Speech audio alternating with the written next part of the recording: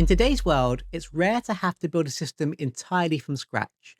And in the field of machine learning, there's often a model you can reuse for the task at hand, or an online service like Google Cloud AutoML that can retrain models for you from the input data that you have.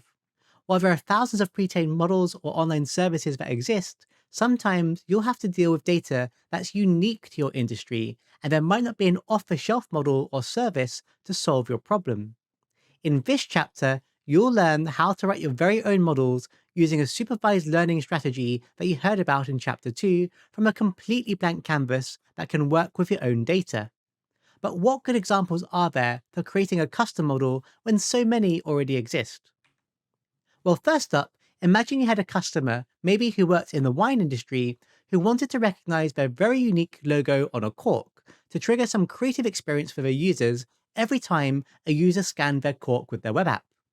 In this case, there may not be a model trained to recognize the logos or corks for that matter, and even if there was, it's very unlikely that this smaller brand's logo would have been included in that training data for this unique situation of recognizing it on a cork versus a different wine company's logo.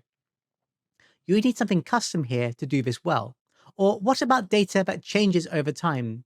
What's correct today may be wrong tomorrow. A great example of this could be a spam detection model for email. The words and phrases used by spammers in the future may be different to what's used today, and the time between when things change could be quite short. In this case, creating a new custom model every week may be needed to account for the changes in the words we use to communicate as trends in language come and go. Now, in order to create custom models, you'll dive deeper into the world of ML and learn about the following concepts. First, the importance of gathering training data and the difference between training and testing datasets.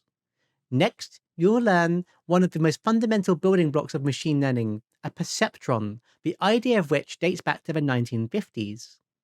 You'll then expand your knowledge of a concept known as linear regression, which is essentially all about calculating the equations of straight lines in order to predict future values, and see how you can do that with a single perceptron.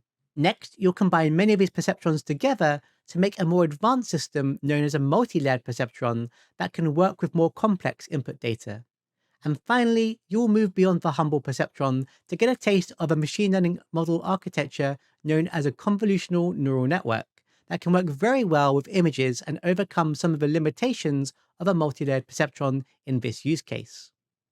So with that, it's time to head on to the next section to take a peek and see what's going on inside some of the models you've been using in the prior chapters.